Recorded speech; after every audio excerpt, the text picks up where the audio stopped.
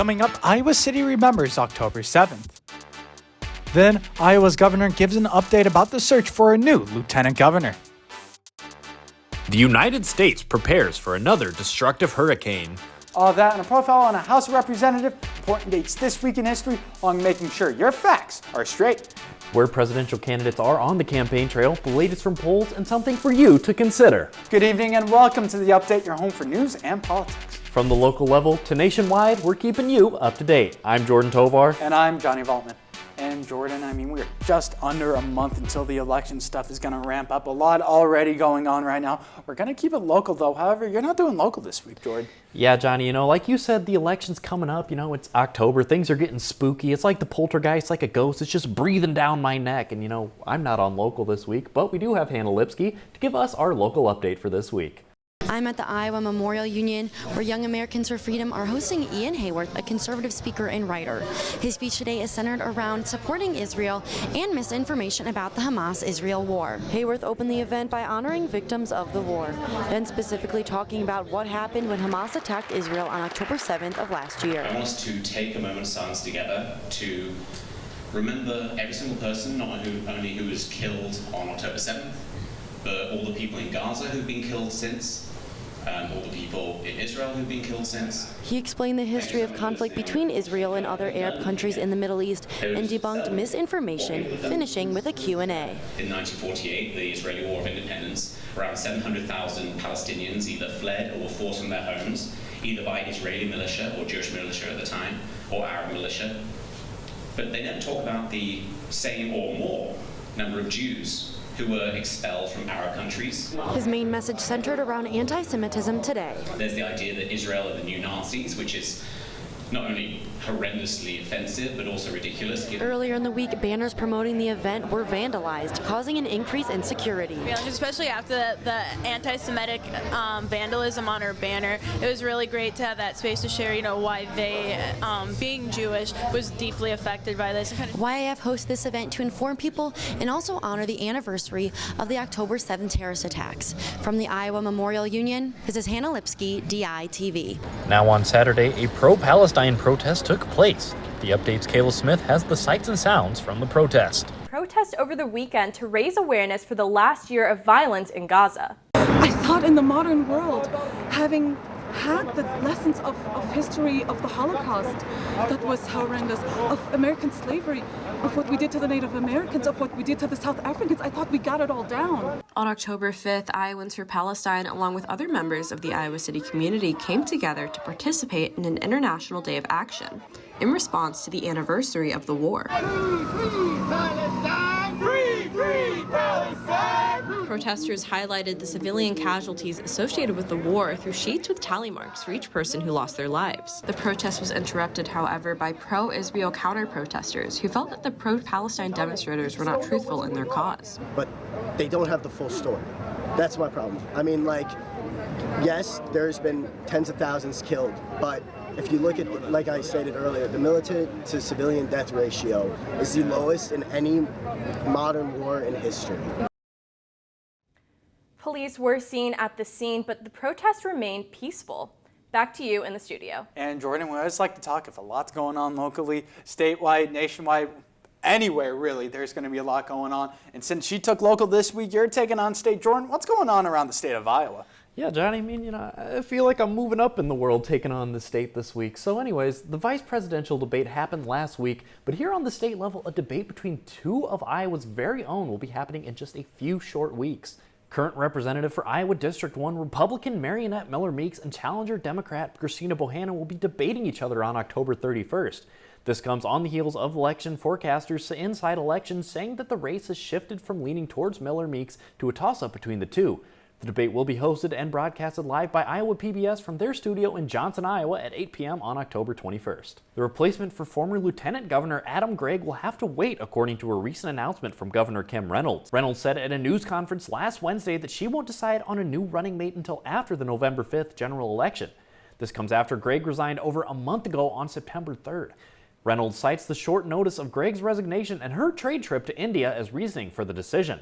Currently, Senate President Amy Sinclair of Allerton, Iowa in southern Iowa is currently the next in line of succession until Reynolds finds a replacement for the lieutenant governor position. And you know, Johnny, there's always a lot going on around the state, the same old thing we say every week. Yeah, Jordan, and you know what, we're going to skip over all that fun banter we like to have about it, and we're just going to be tossing it out to Jayce, who is in the newsroom with national news. Thanks, guys, and the southeastern United States is bracing for yet another natural disaster. On Monday, Hurricane Milton was declared a Category 5 storm as it reached landfall in Florida.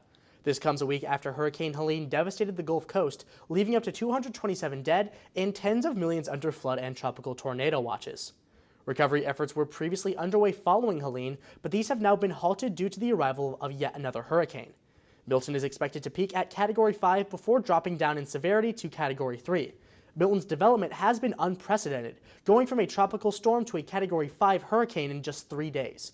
Researchers are pointing to climate change as a key cause of this. Florida has officially issued a declaration of evacuation for its citizens. NASA has also delayed its launch of a mission to Jupiter's moon Europa due to the storm. Florida Governor Ron DeSantis is reportedly refusing to take calls from Vice President Kamala Harris as they seem, quote, political. It is not known whether or not he is accepting calls from President Joe Biden. This comes as millions are in need of federal aid to help with recovery efforts. And now I'm going to send it back to Johnny and Jordan in the studio. Thanks, Jayce. And you know, Johnny, some of these candidates that are up for election this year, a lot of people don't know stuff about them.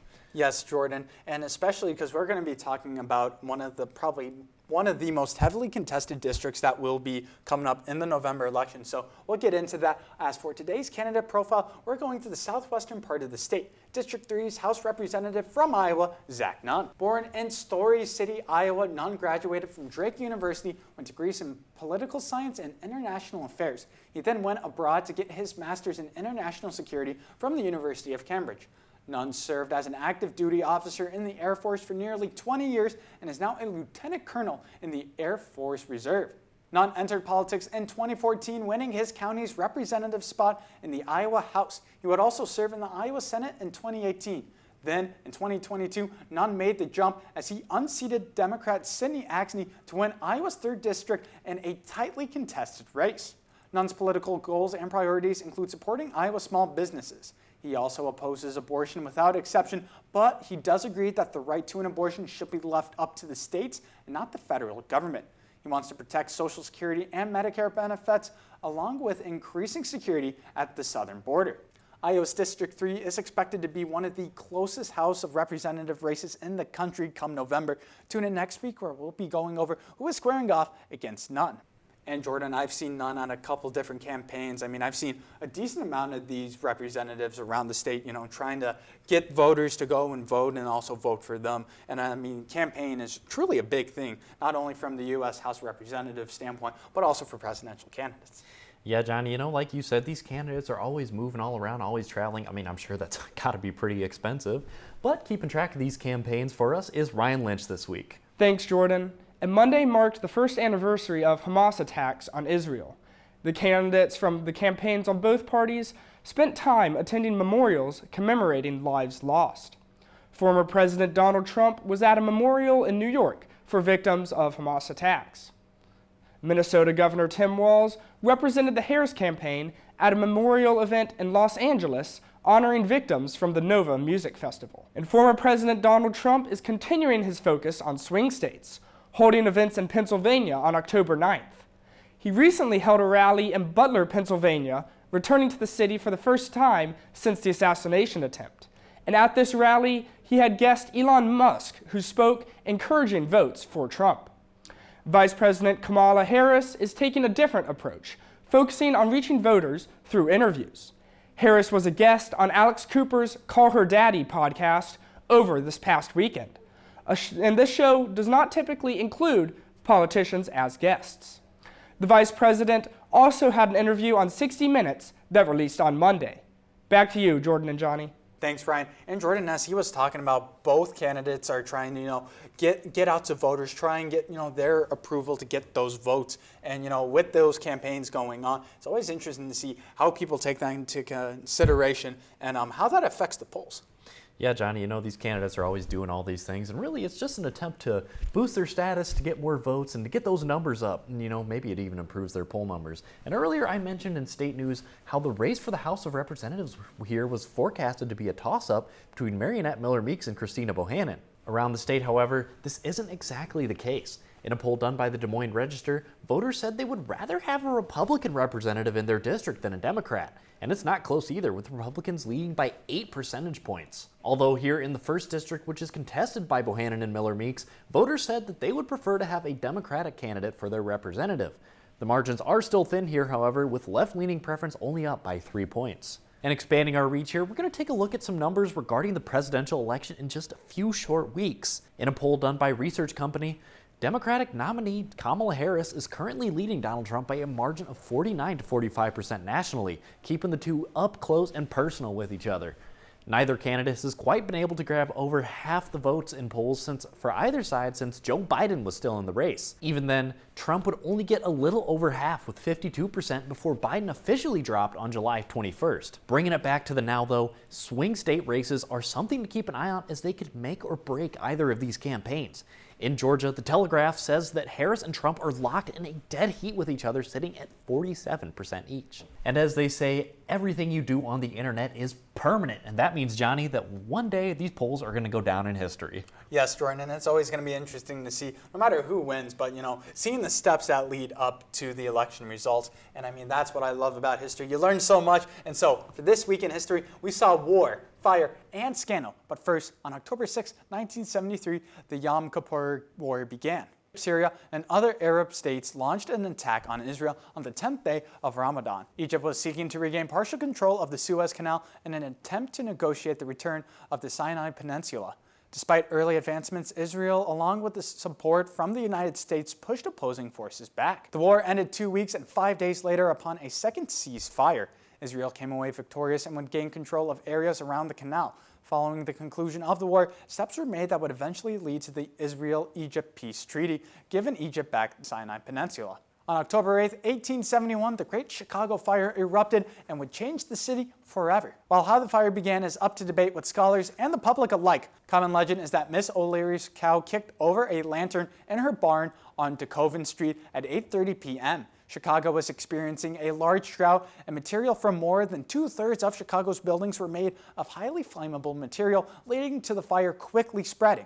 The fire burned for 2 days, and when the ash settled, $222 million of property was lost in a 4-mile-long, 2,000-acre fire. Estimates from the time have around 300 people perished in the blaze. And on October 10, 1973, Vice President Spiro Agnew resigned from his position.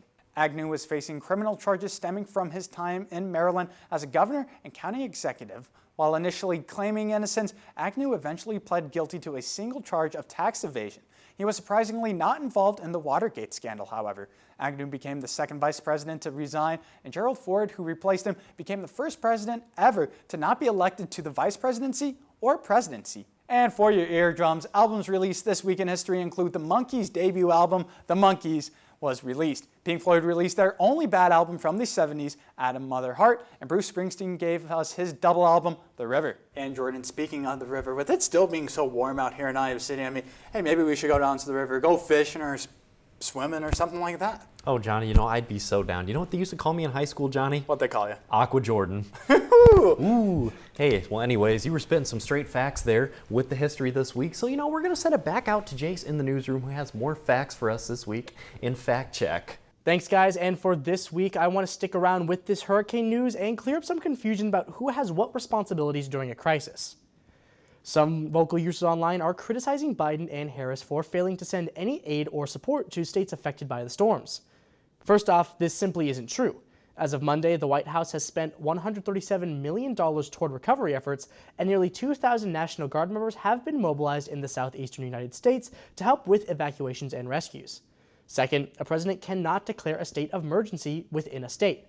According to FEMA's Guide for Disaster Declaration, quote, all requests for a declaration by the president that a major disaster exists shall be made by the governor of the affected state. This means that it is up to the governor to call for national aid, not the president. In the case of Florida, Ron DeSantis himself has confirmed that he had not been actively seeking communication with Biden. While the White House declared a state of emergency on Monday, this is nearly a week and a half after Helene hit the state, all because of some partisanship. And that's all I have this week for Fact Check, so I'm going to send it back to Johnny and Jordan in the studio. Thank you, Jayce. And Jordan, I mean, we've heard from a lot of us so far for your considerations. Thanks, Jordan. Vice President Harris previously agreed to a CNN debate on October 23rd, and Trump declined the debate on the grounds that some states will have already started voting. However, Libertarian candidate Chase Oliver is on the ballot in enough states to win the Electoral College, including all 7 of the swing states, but is not included in the debates or Kamala's offer. Oliver has demonstrated support in his home state of Georgia before, forcing a runoff in the 2022 Georgia Senate race. He was invited to and attended a debate with Democratic incumbent Raphael Warnock, while an empty podium represented Republican Herschel Walker, who did not debate. Oliver was able to debate in that Senate race, but the Commission for Presidential Debates makes it difficult for third parties to be involved with presidential debates. Harris could, in theory, invite Oliver to debate since Trump continues to decline a rematch. However, the likelihood is low, as neither of the major party candidates would want a third competitor to disrupt the election. The Libertarians, however, are the largest third party, but still have not reached the requirements to be included in a presidential debate. Media should consider hosting a presidential debate and include the candidate from the Libertarian Party to give American voters another voice with different policies in the presidential election. Back to you, Jordan and Johnny. Thank you, Ryan, and thank you for tuning in to the Update tonight, where you'll find all your news and politics. Tune in next week for more updates from the local level to the nationwide level. And folks, we are getting into that home stretch as we are now 27 days from the election, so stick with us as the election approaches. We'll have all the news you'll need with the election coming up in November. From the Update, I'm Johnny Valtman. And I'm Jordan Tovar. Have a wonderful night.